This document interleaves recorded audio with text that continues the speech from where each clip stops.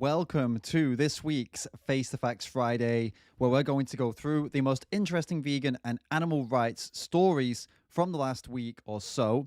This week, we've got our headline story, Amul and the Indian dairy industry versus PETA. Then we're going to go and check out some ridiculous stories that I found. We have a serious story that could affect us all, a celebrity story that's going to piss you off, two very cool stories, and finally, we'll finish with everyone's favorite, our meat flakes of the week. Are you ready to start this week's Face the Facts Friday? If you're ready to start, leave a comment right now that says get fact. Get fact. Because it, sounds like you're saying get fucked, but in a London accent. Yeah, funny, right? Look, let's get going. All right. Amul versus India, the battle of the Bhakt. I can't say that properly. Let's check it out. What's going on here, guys? Well, Amul basically is the dairy industry in India, all right? They hold complete control over dairy farming and dairy products in the country. They've been in a Twitter argument with PETA, which has led to them asking the Prime Minister to ban PETA from India. Okay? They want PETA to be banned. It's right here. They've asked the Prime Minister of India. They said PETA was attempting to ruin the livelihood of people and tarnishing the image of the Indian dairy industry. This is what their claims are. Like, you just know that there's been some PR team meeting, right? Some big official team meeting, and PR teams come in, and they've said, listen, guys, we need to use the poor people as shields. Quick, the vegans, they're making sense. Talk about how PETA hates poor farmers and is ruining the livelihoods of them, right? And their accusation that PETA is tarnishing the image of the Indian dairy sector, well, yeah, that's exactly what they're doing, right? But it's not exactly hard to tarnish the reputation of the dairy industry with all the fucked up shit they do to cows, is it?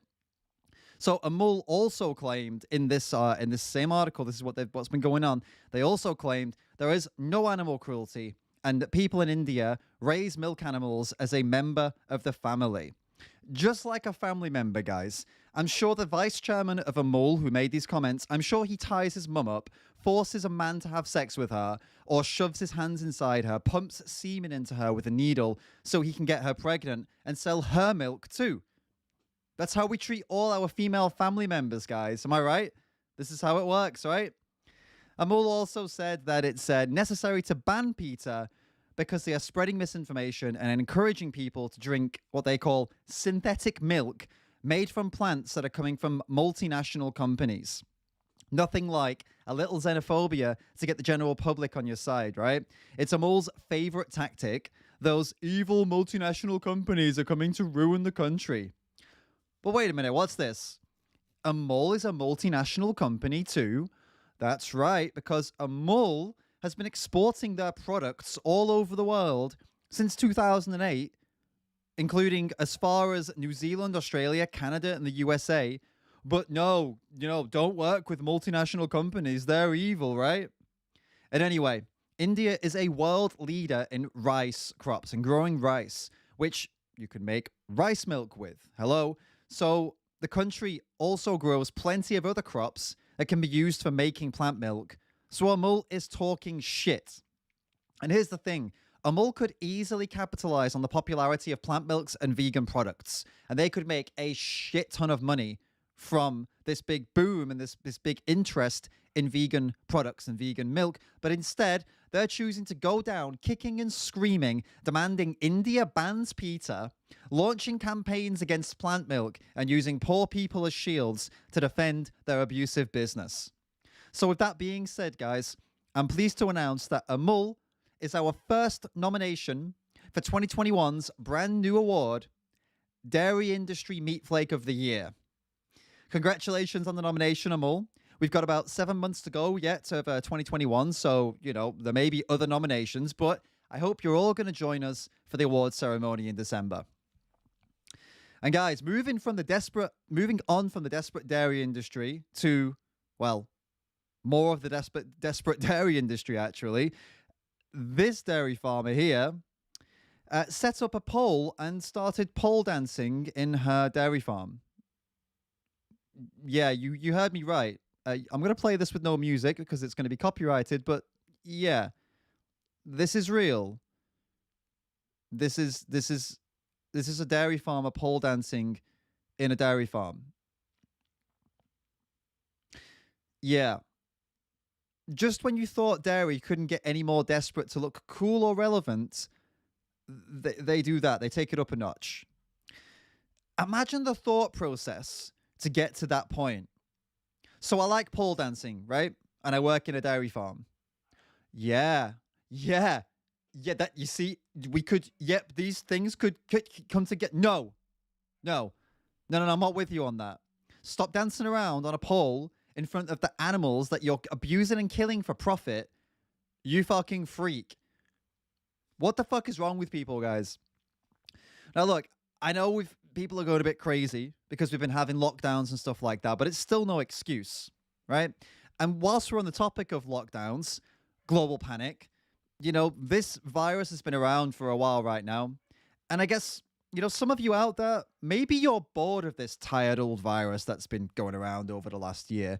Maybe you're ready for the next thing, like I'm just bored of this one, right? This is old news, isn't it?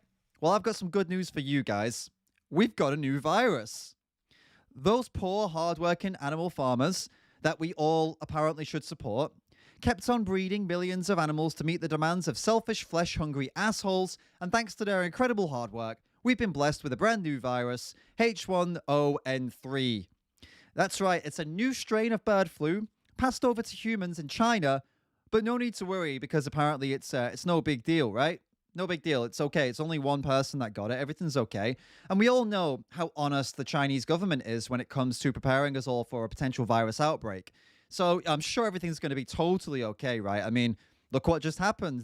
It's not like the Chinese government hid the outbreak of the last virus from us for a very long time and then, actually tried to silence doctors who were speaking out about it. They didn't do any of that. So I'm sure if they say it's okay, it's okay. Just when you thought you were out, guys, just when you thought it was maybe coming to an end, the animal abusers drag you right back in. Who's excited for more death, hospitalization, restrictions, and lockdowns, right? It's exciting, isn't it? Very, very exciting stuff. Let's talk about Kevin Bacon, a celebrity. The celebrity I mentioned to you that's going to piss you off.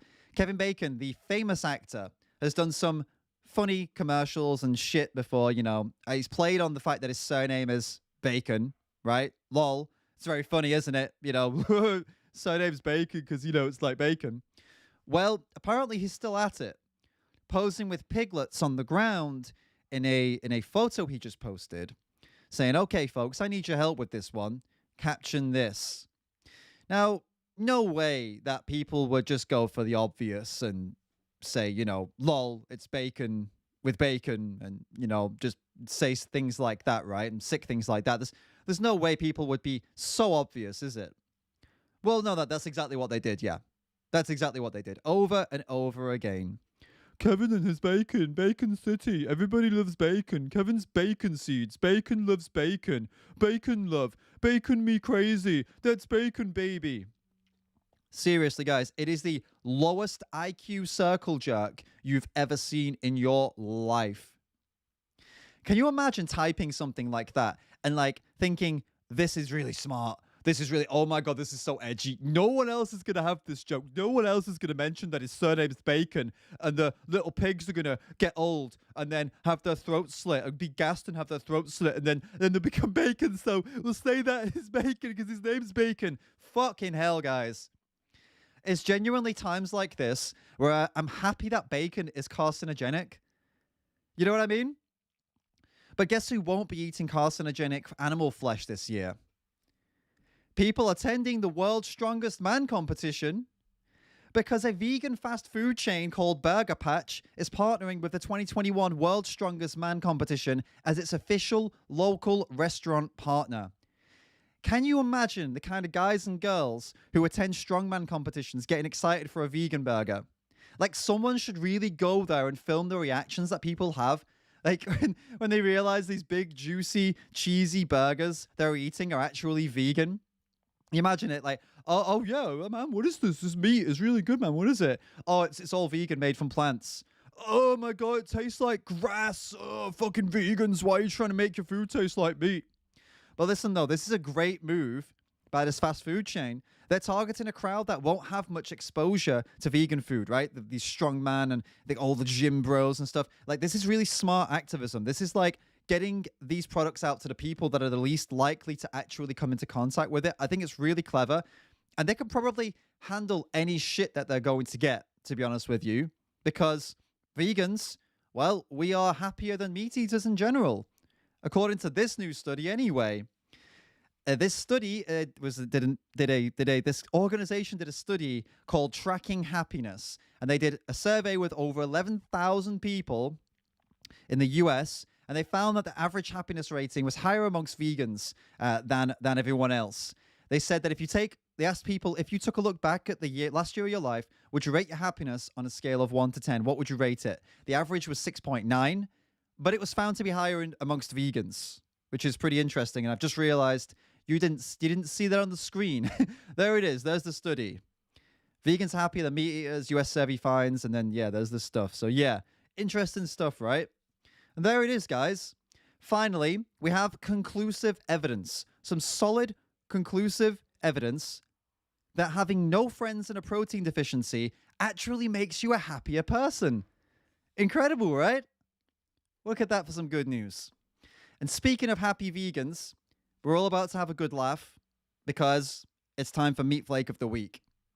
If you're ready for this week's Meat Flakes of the Week, leave a comment right now saying, trigger me. Trigger me, because the Meat Flakes are coming and they just can't help but getting triggered. All right, let's take a look at today's first Meat Flake of the Week. This was a meat flake who joined a vegan group, Vegans of Britain, just to show everyone how much of a complete fuckwit he is. Next level meat flake. He said, just know that for every person you convert to veganism, me and my wife feed our rabbits, birds, chicken nuggets. We also like to buy 40 nuggets from McDonald's and throw them in the air for all the seagulls to enjoy. What a lovely guy. And this here, this is the guy who made the post. This is the genius right here who made that post. And honestly, he looks exactly like the kind of person who would make that post.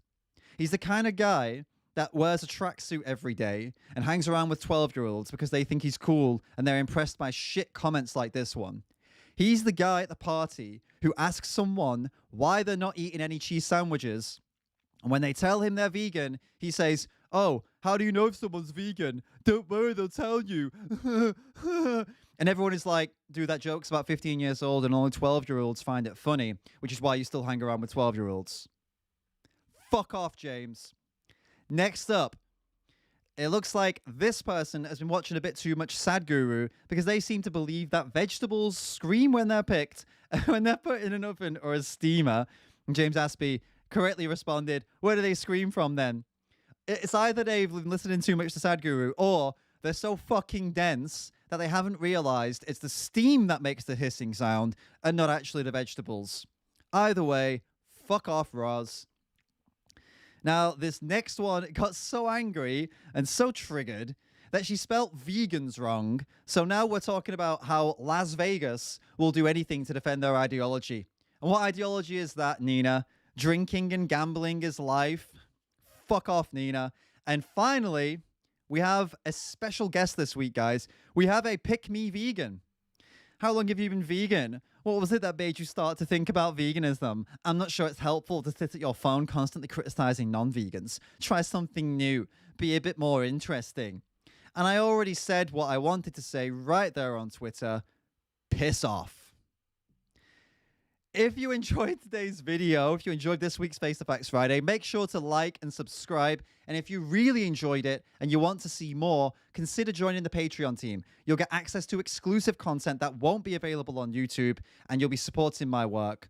So that's a win-win, right?